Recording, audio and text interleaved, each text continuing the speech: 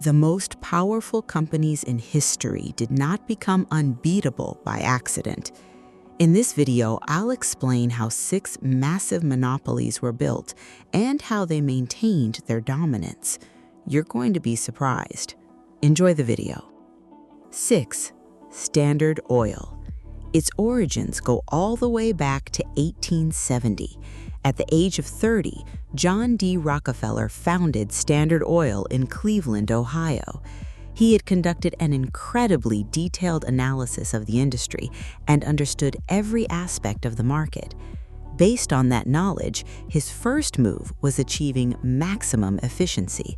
Standard Oil built better refineries than its competitors and operated them far more efficiently. His second move was an outstanding negotiation strategy. The company secured favorable agreements with railroad companies, allowing it to pay lower transportation rates than its competitors.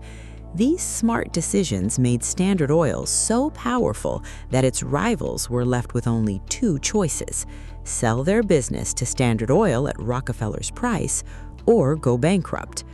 Almost all of them chose to sell.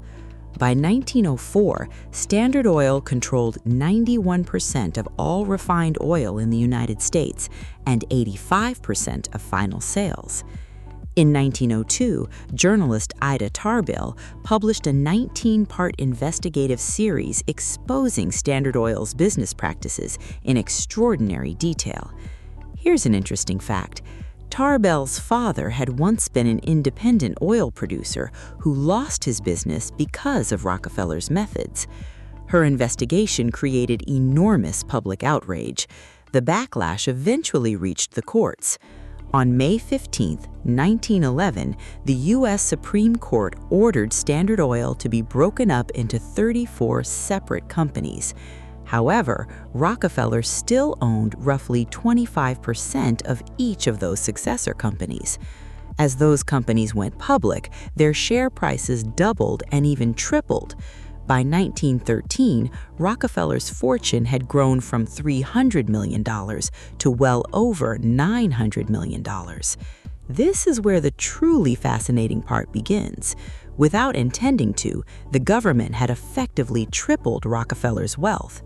Among those 34 successor companies were ExxonMobil, Chevron, Amoco, and Mobil. The legacy of Standard Oil still powers vehicles across much of the world today. It is a remarkable story filled with brilliant strategic decisions. 5. AT&T. Its history dates back to 1885, when Alexander Graham Bell's telephone patents expired in the early 1990s. Competition briefly emerged. However, AT&T used legal pressure and control over critical infrastructure to push smaller competitors out of the market. By the 1910s, it had regained dominance and was once again controlling the industry. In exchange for providing nationwide telephone service, it operated as a regulated monopoly. For most of the 20th century, around 90% of American households with telephones were connected to AT&T. Through Western Electric, the company manufactured its own equipment, conducted cutting-edge research at Bell Labs, and managed 22 local telephone companies across the country. Its operational structure was incredibly sophisticated. The company handled virtually every part of its business internally. Meanwhile, competitors that wanted to provide long-distance telephone service had no choice but to use the local networks controlled by AT&T in order to reach customers. Just like the previous story, this one also ended up in court. The lawsuit began in 1974. It lasted for nearly 10 years. On January 8, 1982, AT&T agreed to be broken up. The breakup officially took effect on January 1, 1984. The company was divided into the parent, AT&T, and 7 regional companies known as the Baby Bells. Ironically, over the following 20 years, many of those companies gradually merged together again. Today, much of the American telecommunications market is once again controlled primarily by just two companies, AT&T and Verizon. This story follows an almost unbelievable path. 4. Microsoft. By the mid-1990s, Windows was installed on more than 90% of the world's personal computers. The company's business strategies during this period attracted increasing attention. Netscape Navigator was the most popular web browser at the time and had the potential to become Microsoft's biggest threat. If software applications started running primarily through internet browsers instead of operating systems, Windows could lose much of its importance. Microsoft responded by bundling Internet Explorer with Windows at no additional cost and made it difficult for computer manufacturers to remove it. As you might expect, Netscape could not compete against a browser that came free with every PC, and its market share collapsed rapidly. In May 1998, just like Standard Oil and AT&T before it, Microsoft became the target of an antitrust lawsuit filed by the U.S. Department of Justice. On January 7, 2000, a federal judge ordered Microsoft to be broken up into two separate companies. Microsoft appealed the ruling. In September 2001, the government abandoned its request to break up the company. 2 months later, in November 2001, both sides reached a settlement. By 2003, Internet Explorer had captured 95% of the web browser market. In the end, Microsoft's dominance was not broken by the government. It was challenged by Google Chrome, which launched in 2008. It is a fascinating story with an unexpected ending. 3. Google. Today, Google handles approximately 91% of all internet searches worldwide. On mobile devices, that number exceeds 95%. The company has maintained this position for more than 2 decades by combining high-quality products with exclusive business agreements. It has made many intelligent strategic moves. Perhaps the most important was its agreement with Apple. Google is estimated to pay Apple around $20 billion every year to remain the default search engine in Safari and across Apple devices. Similar agreements were also made with Mozilla, Samsung, and other device manufacturers.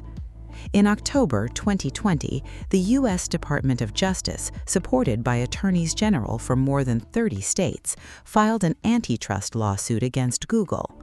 On August 5, 2024, Judge Amit Mehta ruled that Google had illegally maintained monopolies in search and search advertising, violating the Sherman Antitrust Act. The ruling was widely described as the most significant antitrust decision since the Microsoft case. In September 2025, the judge announced remedies preventing Google from entering into exclusive default search agreements for 6 years. However, he rejected the Justice Department's request to force Google to sell the Chrome browser. While the Justice Department appealed in an effort to require the sale of Chrome, Google also appealed the original ruling. Complicated legal battles often produce fascinating stories. 2. Amazon. On September 26, 2023, the Federal Trade Commission, supported by attorneys general from 17 states, filed an antitrust lawsuit against Amazon. The complaint was an astonishing 170 pages long. The FTC alleged 2 major violations. First, Amazon was accused of penalizing sellers who offered lower prices on competing websites, preventing rivals from undercutting Amazon on price. Second, the company allegedly gave better search rankings to sellers who used Amazon's own logistics services, effectively pressuring merchants to rely on Amazon's fulfillment network. These were extremely serious allegations. According to the FTC, this created a self-reinforcing cycle. Sellers paid Amazon in order to remain visible. Amazon then used that revenue to expand its own retail operations, making it increasingly difficult for competitors to match its infrastructure. Amazon denied all allegations and argued that its practices resulted in lower prices and faster delivery for consumers. The case attracted enormous attention. The final decision has not yet been announced, and the world is still waiting. Meta. In December 2020, the FTC filed an antitrust lawsuit against Meta, which was still operating under the name Facebook at the time, accusing the company of creating an illegal monopoly in the U.S. social media market. The case focused on just two acquisitions: Instagram, purchased in 2012 for $1 billion, and WhatsApp, acquired in 2014 for $19 billion. According to the FTC, Mark Zuckerberg deliberately bought potential competitors before they had the chance to grow into serious threats to Facebook. It was certainly a strategic move. Internal company emails revealed that Zuckerberg wrote in 2012, "It is better to buy than compete." The FTC demanded that Meta be forced to sell both Instagram and WhatsApp. After 5 years of litigation and a 6-week trial, Judge James Boasberg ruled in favor of Meta on November 18, 2025. His reasoning was straightforward. The social media landscape had completely changed since those acquisitions. TikTok and YouTube had become extremely powerful competitors. The original definition of the market no longer reflected the actual competitive environment. In a world where TikTok exists, the court concluded that Meta could no longer be considered a monopoly. As a result, Instagram and WhatsApp remained part of Meta. The reason this story ranks number 1 is simple. It is by far the most controversial of them all. Now you know the stories behind 6 of history's greatest monopolies. That brings us to the end of the video. If you enjoyed it, don't forget to like the video and subscribe to the channel, because there are hundreds more incredible stories waiting to be told. Thank you for watching.